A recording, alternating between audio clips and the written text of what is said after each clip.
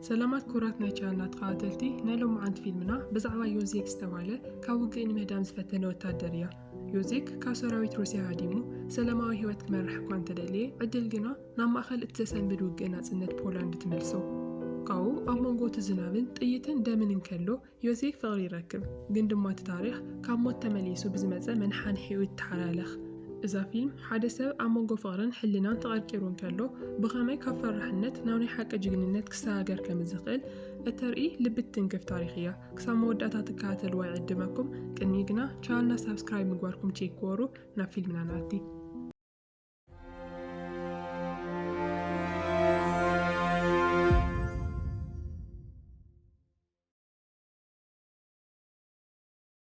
يوزيك كاو سراويت نمهدا ميلو نحموشة معالتات أما خل دوركو بوي خمزو على ما نمك قمتو يخلل نيرو سلسته تعدرات روسيا دما كيعرفو ددحري كاتل ولو يوزيك مستوم هادنتو أبتج أكا ماخل جردوغن هاز مسل حادقين يتقوطانا تتصاوته كملت يفتنلو لكع ناي روسيا دوب سجيرو نتعنو تغرق كلجنا وتمو تعدرات يرخبوه حادا كابتمو تعدرات بخارة نسأجا ما يقري وقو يوزيك كتسولا كوان تفتنه بفرس تدفيونا مريت يودق بتسمع مغراز تأثيرو እናተጎየ ተወሰደን ከሎግን በአንደበት ዕድል ካይገጥሞ እቶም ሒዞም ወዝኸዱ ዝኖሩ ወታደራት ኣብ መንገዶም ምስ ካልኦት ሰለስተ ሰባት ይጋጨው እቶም ሰለስተ ሰባት ድማ ተራ ሰባት ዘይኮኑስ ናይ ፖላንድ ተቃለስቲ እዮም ነይሮም ሓደ ካብቶም ተቃለስቲ ነቲ ዮዚክ ተኣሲሩሉ ዝነበረ ገመድ ሒዙ ነቲ ናይ ሩስያ ወታደር ብጥይት ይቀትሎ እቶም ካልኦት ወታደራት ሩስያ ድማ ብረት ተደቂኑሎም ስለዝነበረ ሃዲሞም ይምልጡ يوزيك حزي كابتوم روسياوين تجلاجيلو نبتي نايتوم تقالست معسكر يوسد يوزيك كاسراوي زهادة ما بمخانو كلهم كم فرحين دكام مانجيروم يمزري إيوانيروم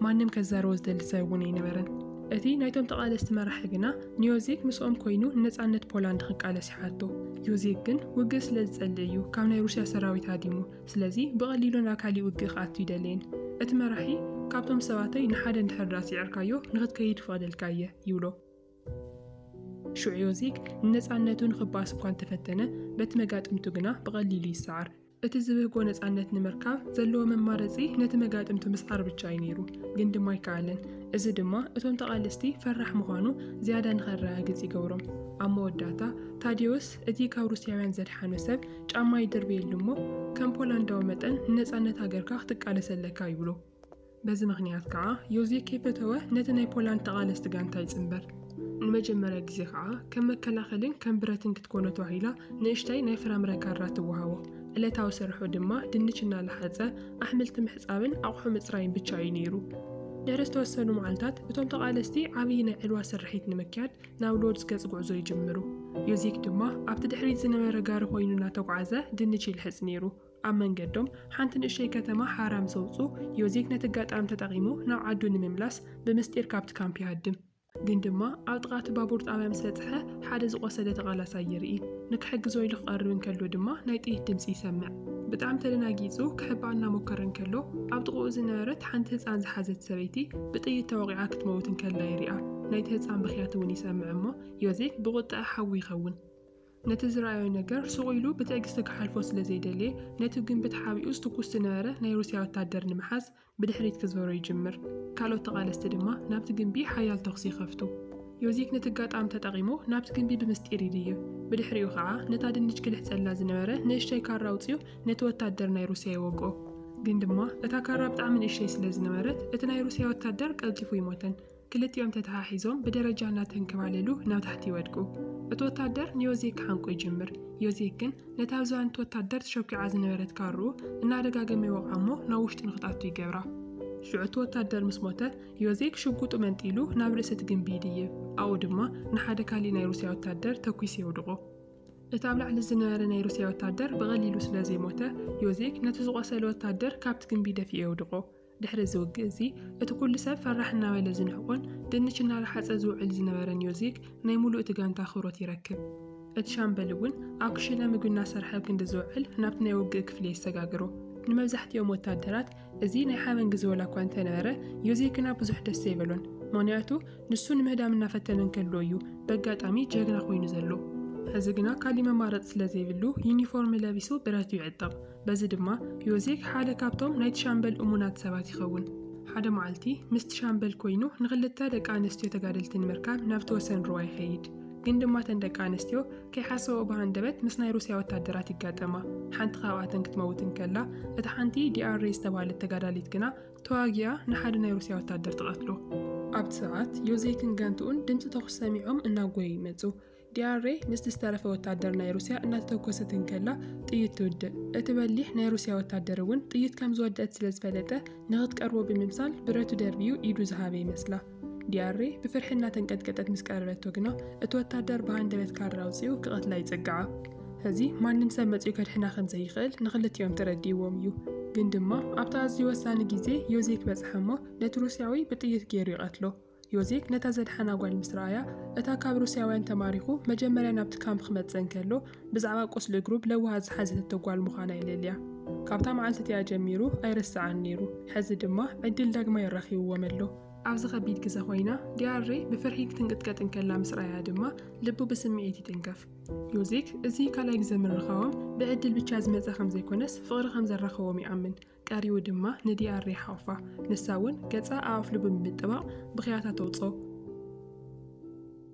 ግን ድማ ዮዜክ ሓደ ሰብ ካብ ድሕሪት ክመፅእ እንከሎ ይስምዖ ግልፅ ኢሉ ክጥምት እንከሎ ታዲዮስ እዩ ነይሩ ታዲዮስ ማለት እቲ ካብ ሩስያውያን ዘድሓኑ ሰብ እዩ ዲአርኤ ብሃንደበት ካብ ናይ ሕቑፍ ዮዜክ ወፅያ ናብ ታዲዮስ እናጎየት ትኸይድ እሞ ንዑ እውን ተሓፎ ኣብቲ ግዜቲ ዮዜክ ብጣዕሚ ድንዝዝ እታ ዝተወልዐት ናይ ፍቕሪ ብልጭታ ገና ከይተጀመረትን ከላ ትጠፍእ እቲ ንሳ ትፈትዎን ንዓኣ ልባ ዝሰረቐን ሰብ እውን እቲ ንሂወቱ ዘድሓነሉ ታዲዮስ ኮይኑ ክረኽቦ እንከሎ ንኡ ቀሊል ኣይነበረን ብድሕሪኡ ወታደራት ሩስያ ስለ ዝመፁ ሓያል ኩናት ይጅመር እቶም ጸላእቲ ብጣዕሚ በዝሒ ስለ ዝነበሮም ከዓ እቲ ሻምበል ንዲአርኤን ንታዲዮስን ንካድሙ ይእዝዞም ንሱ ግና ምስ ዮዜክ ኮይኑ ንድሕሪት ይተርፍ እሞ ክንዲ ዝኽኣልዎ ይቃለሱ ብተደጋጋሚ እናተኮሱ ንብዙሓት ናይ ሩስያ ወታደራት ምስ ወደቑ ኣብ መወዳእታ ጥይት ይውድኦም እሞ ኢዶም ንኽቡ ይግደዱ ዮዜክ ብሂወት ንምንባር ኢሉ ብረት የውርድ እሞ ነቲ ሻምበል ድማ ኢድና ምሃብ ማለት ፍርሒ ማለት ኣይኮነን ብምባል ክመኽሮ ይፍትን እቲ ሻምበል ግና ኢዱ ካብ ዝህብ ሞት ዝመረፀ ተሪር ሰብ ስለ ዝነበረ ንዮዜክ ብንዕቐት እናጠመቶ ብሓይሊ ኣብ ገፁ ይፀፍዖ ሓደ ወታደር ናይ ሩስያ ከዓ ንሻምበል በቲ ናይ ጥይት ድሕሪቱ ገይሩ ይወቅዖ እሞ ናብ መሬት የውድቆ ብድሕሪ እዚ ክልቲኦም ተኣሲሮም ናብቲ ናይ እሱራት ካምፕ ይወሰዱ እቶም ጀጋኑ ዝበሃሉ ዝነበሩ ሻምበልን ዮዜክን ሕዚ በቶም ሩስያውያን ተኣሲሮም ምሩኻት ይኾኑ ካብኡ ኣብቲ ናይ ሩስያውያን ካምፕ ምስ በፅሑ እቲ ሩስያዊ ኣዛዚ ነቲ ሻምበል ናብ ወገኖም ንምስላፍ ብዙሕ ይልምኖ ምክንያቱ እቲ ሻምበል ዓብዪ ስም ስለ ዝነበሮ ነቶም ናይ ተቓለስቲ ሞራል ንምስባር ክጠቕሞም ይኽእል ነይሩ እዩ እቲ ሻምበል ግና እዚ ንክከውን ፈቓደኛ ኣይነበረን ብትሪ እውን ይኣቢ ንሱ ኢዱ ሂቡ ምስኦም እናሰርሐ እቶም ዝኽተልዎ ዝነበሩ ተቓለስቲ ሞራሎም ካብ ዝስበር ሞቱ ከም ዝመርፅ ይነግሮ ኣብቲ ሰዓት እቶም ሩስያውያን ነቲ ሻምበል ድርቅ እናሪኦም ንዮዜክን ነቲ ሻምበልን ኣብ ሓደ ቤት ማእሰርቲ ክፍሊ ይዓፅውዎም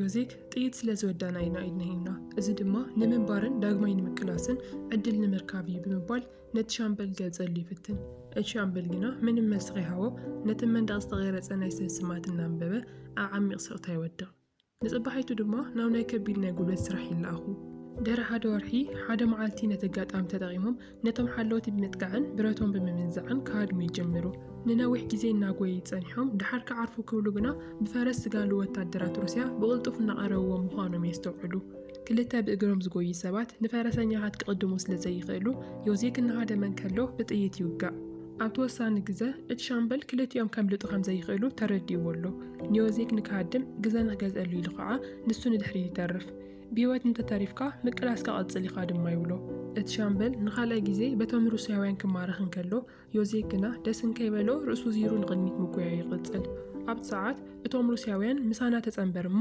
ብሂወት ክትነብር ኢኻ ኢሎም ቃል ይኣትውሉ ንሱ ግና ሕዚ እውን ቃሉ ከይቀየረ ብትብዓት ይኣቢ እቲ ሻምበል ናብቲ ሃገሩ ፖላንድ ዘለቶ ኣንፈት ገጽ ተንበርኪኹ ዮዜክ ብሰላም ናብቲ ናይ ተቓለስቲ ሰራዊት ንኽበፅሕ ሃገሩ ድማ ነፃነት ንኽትረክብ ይጽሊ ኣብቲ ሰዓት ዮዜክ ካብቲ ዱር ከይረሓቐ ተሓቢኡ እንከሎ እቲ ህይወቱ ዘድሓነሉ ሻምበል ኣብ ቅድሚ ዓይኑ ክስቀል እንከሎ ብሓዘን እናረኣየ ነይሩ ኣብቲ እዋን እቲ ወትሩ ክሃድምን ብሰላም ክነብርን ብቻ ዝደሊ ዝነበረ ዮዜክ ሓደ ነገር ግልፂ ይኾነሉ ሩስያውያን ኣብቲ ሃገር ክሳብ ዘለዉ ኣብ ዝኾነ ቦታ ሰላም ክህሉ ከም ዘይኽእል ንኽብሪ እቲ ሻምበልን ንናጽነት ሃገሩን ድማ ንምቅላስ ንባዕሉ ቃል ይኣቲ እቲ ናይ ሩስያ ኣዛዚ እውን በቲ ናይ ሻምበል ድፍረትን ትውዓትን ስለ ዝተገረመ ነቶም ሰባቱ ኣዚዙ ንኽቐብርዎ ይገብር ዮዜክ እውን እቶም ራሽያውያን ከም ዝኸዱ ምስ ረኣየ እናተሰሓበ ወፂኡ ሓደ ከቢድ እምኒ ብምስሓብ ኣብ ልዕሊ መቃብር ናይቲ ሻምበል የቐምጦ ኣብ መወዳእታ ዮዜክ ናብቲ ናይ ፖላንድ ተቓለስቲ ማዓስከር ይምለስ። ነቲ ቆሲሉ ዝነበረ እግሩ ክሕከሞ እውን ናብቲ ናይ ተቓለስቲ ሆስፒታል ይውሰድ። ግን ድማ ኣብቲ ሆስፒታል መደንዘዝ ስለ ዘይነበረ ነቲ ናይ መጥባሕቲ ስቓይ ብትብዓት ይዕገሶ። ኣብኡ ደቂሱ እንከሎ ግና ሓንቲ ነርስ ካብ ማዕዶ ኮይና ትጥምቶ ከም ዝነበረት የስተውዕል።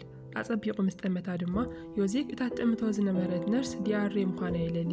ዲያሬ ማለት እታ ፍቑር ከም ዘለዋ እናፈለጠ እኳ ካብ ልቡ ከውፃእ ዘይከኣለ ጓል እያ። ኣብቲ ሰዓት ብሓጎስን ብስቓይን ተዋሒጡ ዓዊሉ እናእወየ እንከሎ ነፍሱ ይስሕት። ድሕሪ ዝተወሰኑ መዓልትታት ምስ ሓወየ ወትሩ ኣብ ጥቓኣ ብምዃን ክሕግዛ ይፍትን ነይሩ። ዲያሬ ግን ኩሉ ግዜ ምስኡ ክትከውን እንከላ ብቐሊሉ እያ ትጉህ ነይራ። ኣብቲ ንወታደራት ተባሂሉ ዝተዳለወ ናይ ዳንኬራ ምሽት እኳ ዮዜክ ምስኡ ንኽትሰስዕ ክዕድማ እንከሎ 10 ሰከንድ ከይጸንሐት እያ ሓዲጋቶ ዝወፀት። ሽዑ ዮዜክ ኣብ ህይወታ ጣልቃ ክኣቱ ይነበረኒ ብምባል ንባዕሉ ይወቅስ። ንጽባሒቱ ይቅርታ ሓቲቱ ካብኣ ንኽርሕቕ ይውስን። ግን ድማ ሓደ ብኡን ኣዲኡን ዘይብሉ ዝኽተም ቆልዓ ኣብቲ ካምፕ ቁርሲ እናሰርቐ እንከሎ ይሪኦ እሞ ንሱ ከይዲ ይሕዞ። ሽዑ ዳሬ ጣልቃ ተኣቱ። ነቲ ወለዱ ዘይብሉ ቆልዓ እውን ብዝኻኣለቶ መጠን ክትሕግዞ እንከላ ንሱ ደፊኡ የውድቓ። ዲያሬ በቲ ዘጋጠማ ኩሉ ነገር ተደራሪብዋ ኣዝያ ትበኪ። ዮዜክ ግን ነቲ ቆልዓ ብለውሃት ቀሪቡ ፀጉሩ ቆርፀሉ ይጅምር። ካብቲ ግዜ ተጀሚሩ ዮዜክ ንምቅርራብ ካብ ምፍታን ይቁጠብ። ኣብ ክንድኡ ጊዜኡ ምስቲ ቆልዓ ይሕልፎ ነይሩ። መዓልታዊ ክልቲኦም በይኖም ኮይኖም ኩዕሶ እናተፃወቱ እንከለዉ ሓደ ንግሆ ግና ዲያሬ ባዕላ ናብኡ ትመጽእ። ሽዑ ሰለስቲኦም ዮዜክ ዲያሬን እቲ ቆልዓን ኮይኖም ኣብቲ ሜዳ ብሓባር ይፃወቱ። ሓፂር ናይ ሰላም ግዜ እውን ይሕልፉ። በታ ለይቲ እያ ዲያሬ ናብ ናይ ዮዜክ ዓራት መፅያ ተሓቕፎ እሞ ምስኡ ከዓ ትድቅስ። ንጽባሒቱ ኣብ ዝሓለፈ ሰሙን ንምንታይ ባህርያ ከም ዝተቐየረ ንምንታይ ከምኡ ትገብር ከም ዝነበረት ምስጢራ ትገልጸሉ። ዮዜክ ኣብ ቤት ማሰርት እንከሎ እቲ ተፍቅሮ ዝነበረት ታዲዮስ ኣብ ውግእ ተቐቲሉ እዩ። እዚ ኩሉ ስቕታን ሓዘንን ድማ ብምኽንያት ናይ ሞት ታዲዮስ እዩ ነይሩ። ሕዚ ግን ኣብ መንጎኦም ዝዓግቶም ነገር ስለዘየለ ፍቕሮም ይጅምሩ። ግን ድማ መብዛሕትኡ ግዜ ሓጎስ ንሓፂር ግዜ ይጸንሕ። ዮዜክ ሓዊኡ ደጊም ናብቲ ግንባር ንውግእ ክምለስ ግዝኡ ይበጽሕ። ንዲያሬ ንመወዳእታ ግዜ ንክሰናበታ ኢሉ እውን ናብቲ ሆስፒታል ይኸይድ። ግን ድማ ይረኸባን። ሓንቲ መሓዝኣ ኣብ ድሕሪቲ ሆስፒታል ኮይና ኣንሶላ ትዓጽፍ ከም ዘላ ትነግሩ። ግን ድማ ዮዜክ ካብታ ናይ መሓዝኣ ኣገላልጻ ሓደ ዘይጥዑም ነገር ከም ዘሎ ይስምዖ። ብድሕሪ እዚ ናብቲ ዝበለተ ቦታ እናጎየ ክኸይድ እንከሎ ዲያሬ ንወይና ይነበረትን። ኣብቲ ጎደና ታዲዮስ እውን ብሂወት ንሳኣ ደው ኢሉሎ። እቲ ሞይቱ ተባሂሉ ዝተነገረሉ ሰብ ብተኣምር ተሪፉ ተመሊሱ ይመጽእ። ዮዜክ እውን ምስ ረኣዮ ብድንጋጸ ደንዚዙ ይተርፍ። ዲያሬ ንታዲዮስ ምስ ረአየቶ ሕልሚ መሲልዋ ነይሩ። ገጹ ምስ ተንክፈቶ ግና ናይ ሓቂ ምዃኑ ትርዳእ። ብድንጋጸን ብጭንቀትን ጉያ ትጅምር። ታዲዮስ ደድሕሪያ እናሰዓበ ንምንታይ ተሃድም ከም ዘላ ይሓታ። ኣብ መጀመርያ ዲያሬ ስቑኢላ ምንም መልሲ ትህቦን ነይራ። ንኽልተ ሰዓታት ድሕሪ ምስዓቡ ግን ዲያሬ ትሓቂ ትነግሮ። ኣብቲ ናይ ዝሞት ወታደራት ዘርዘር ሽምካ ምስ ረኹ ዓለም ጸልሚታትኒ ንምንባር ሓይሊ ንምርካብ ኢለ ድማ ምስ ዮዜክ ፍቕሪ ጀሚረ እቲ ዝነበሮ ናይ ሕቶ ፍቕሩ ተቐቢለዮ። ሕዚ ግን ንስኻ ካብ ሞት ተመሊስካ እንታይ ክገብር ኢኻ ትደልየኒ ኢላ ትሓቶ። ታዲዮስ ነዚ ምስ ሰምዐ ኣብ ዓሚቕ ስቕታ ይወድቕ። ዕድል ኣብ ልዕሊኦም ሕሱም ዋዛታት ትፃወት ዘላ ይመስሉ። ኣብቲ እዋን እቲ ከዓ ዮዜክ ይመጽእ። ታዲዮስ ንዮዜክ እናጠመቶ ዲያሬ ድማ ብሕፍረት ርእሳ ተድንን። ታዲዮስ ክመጽእ ቃላትየልክ ነይረ እየ ቃለይ እውን ኣኽቢረ መጽእ ኣለኹ ብምባል ብቁጥዕን ብስቓይን ተሰናቢትዋ ይኸይድ። ዲያሬ ክትከይድ ክትብል ዮዜክ ኢዳ ሒዙ ዶ የብላ። ንሳ ግና ንእሽተይ ግዜ ሃበኒ ብምባል ሓዲጋቶ ትኸይድ። ብድሕሪ እዚ ዮዜክ ብልቢ ስባርን ብቁጥዕን ኮይኑ ናብቲ ናይ ግንባር ውግእ ይምለስ። ኣብኡ ድማ ነቲ ንፍቕሩ ተነሓንሒኡ ዝኾነ ታዲዮስ ይረኽቦ። ታዲዮስ ብቁጥዐ ሽጋራ እናሰሓበ ዮዜክ ድማ እናጠመቶ እንከሎ ሩስያውያን ሓያል መጥቃዕቲ ይጅምሩ። ኣብቲ ሰዓት እቲ ኣዛዚኦም እቶም ወታደራት ካብቲ ቀዳማይ መከላኸሊ መስመር ንድሕሪት ንኽስሕቡ ይእዝዝ። እቲ ኣዛዚ ነቶም ተቓለስቲ ካብቲ ቀዳማይ መስመር ንድሕሪት ንኽንስሓቡ ዝነገሮም ጸላእት ስለ ዝፈርሑ ዘይኮነስ ፈንጂ ተቐቢርዎ ስለ ዝነበረ እዩ። ግን ድማ እቶም ሩስያውያን ናብቲ መስመር ምስ ኣተዉ እቲ ናይ መተኮሲ ገመድ ተህቲኹ ስለ ዝነበረ እቲ ፈንጂ ክትኮስ ኣይከኣልን። እዚ ማለት እቲ ዝሓሰብዎ ፕላን ይሳኻዓነሎ ማለት እዩ። ሽዑ ታዲዮስ ነቲ ገመድ ንምእሳር ክብል ካብቲ ማእኸል ተኽሲ ብምውፃእ ንባዕሉ ኣብ ሓደጋ ይውድቕ። ልክዕ ነቲ ገመድ ምስ እተሓሓዙ ከዓ እቲ ፈንጂ ትኮስ እሞ ንታዲዮስ ናብ ኣየር ይድርብዮ። ከቢድ ቁስሊ ከዓ የብፅሐሉ። ዮዜክ እዚ ክርኢ እንከሎ ንሓፂር ግዜ ብጣዕሚ ይደናገጽ። ታዲዮስ እንድሕር ደኣ ሞይቱ ዲያሬ ንዕኡ ብቻ ክትከውን ከም እትኽእል ይፈልጥ እዩ። ግን ድማ ሕልንኡ ከዓ ይፈቕደሉ ይከኣልን። እናጎየ ኣብ ማእኸል እቲ ባርዕ ጉያ ጀሚሩ ናብ ታዲዮስ ይበጽሕ። ኣብኡ ከለዉ እውን ካሊእ ፈንጂ ትኮስ እሞ ዮዜክ ንታዲዮስ ንምድሓን ኢሉ ኣብ ሕቑኡ ይሽፍኖ። ከምኡ ገይሩ እውን ካብ ሓደጋ ይከላኸለሉ። ታዲዮስ ግና ብቁጣዕ ይደፍኦ ፍቅረይ ሰረቕካ እናበለ እናደጋገመ ይረግሞ። ዮዜክ ግን ብዛዕባ ዝሰደሉ ዝነበረ ጸርፍን መርገምን ብዙሕ ከይተገደሰ ኣብኡ ገዲፎ ክኸይድ ኣይደልን። ንታዲዮስ ኣብ ዝባኑ ተሸኪሙ እውን ኣብ ማእኸል እቲ ናይ ጥይት ዝናብ ኮይኑ ጉያ ይጅምር። መጀመርያ ኣብ ጥቃኦም ሓደ ዓብይ ቦምቢ ይፍንድእ እሞ ክልቲኦም ናብ መሬት ይወድቁ። ዮዜክ ግና ሕዙን ተስፋ ከይቆረፀ ደጊሙ እናተልዓለ ንታዲዮስ ተሸኪምዎ ጉዕዙ ይቕፅል። እቲ ናይ ሩስያ ወታደራት ኣዛዚ ንዕኦም ክርኢ ከሎ ብኻሊእ ገጽ ከዓ ነቶም ናቱ ዝሞትዎ ብዙሓት ወታደራት ምስ ረኣየ እቶም ሰባቱ ዓብይ ተኹሲ ንኽከፍቱ ይእዝዝ። ሽዑቶም ናይ ሩስያ ወታደራት ብዓበይቲ ናይ ኩናት መሳርሒ እናተኮሱሎም ከጥቅዕዎም ይጅምሩ። ዮዜክ እውን እናወደቐ እናተሰአን ብትብዓት ንታዲዮስ ናብቲ ሆስፒታል ይውፅኦ። ኣብቲ ሆስፒታል በፂሖም ዲያሬ ነቲ ትፈትዎ ዝነበረት ታዲዮስ ደም ለቢሱ ምስ ረአየቶ ሽዑ ንሽዑ ውሳነኣ ተፍልጥ። ናብ ዮዜክ እናጠመተት ድማ ይቅርታ ብምባል ብሰላም ትሰናበቶ። ሽዑ ንታዲዮስ ትመርፅ። ዮዜክ ድማ ምንም ከይመለሰላ ልቡ ተሰይሩ ስቑኢሉ ብቻ ካብኡ ርሒቑ ይኸይድ። ናብቲ ግንባር ውግእ ምስ ተመለሰ ግን ኩሎም ብፆቱ ጅግንነቱ እናድንቕሉ ሰላምታ ይህብዎ። እቲ ኣዛዚ ከይተረፈ እኳ ብኹርዓት ሰላም እናበሎ ነይሩ። እቲ ወትሩ ካድም ዝደሊ ዝነበረ ሰብ ፍቕሪ ወላ እኳ እንተሰኣነ ክብርን ኣድናቖትን ግና ረኺቡ እዩ። ኣብቲ ሰዓት ዮዜክ ነቲ ዕድል ኣብ ልዕሊኡ ዝፈፀመቶ ተላጋፂ ዋዛ እናሓሰበ ብመሪር ፍሽኽታ ይሰናበት። እቲ ፊልም እውን ኣብኡ ይውዳእ። ታሪክ ዮዜክ ብሓቂ ዝሕዝን እዩ። ናይ ሓቂ ጅግንነት ተርእዩ ንህይወት እቲ መናሓን ሒው ድሒኑ ኣብ መወዳእታ ግና ንበይኑ ተሪፉ። ዮዜክ ፍቕሪ ሰኣነ ክብሪ ግን ረኸበ ብዝብል እቲ ፊልም ይዛዘም። ንስኹም ኣብ ናይ ዮዜክ ቦታ እንተትኾኑ ነርኩም ንታዲዮስ መድሓድኩሞ ዶ ወይስ ዕድሉ ንሞት መገደፍኩሞ ነርኩም? ሓሳብኩም ኣብ ኮመንት ጽሓፉልና ኢኹም። ኣብ ቀጻሊ ቪድዮ ብሓድሽ ፊልም ሒዝና ሳንመጽእ ከዓ ቻናልና ሳብስክራይብ ብምግባር ተጸበዩና። ጨዋት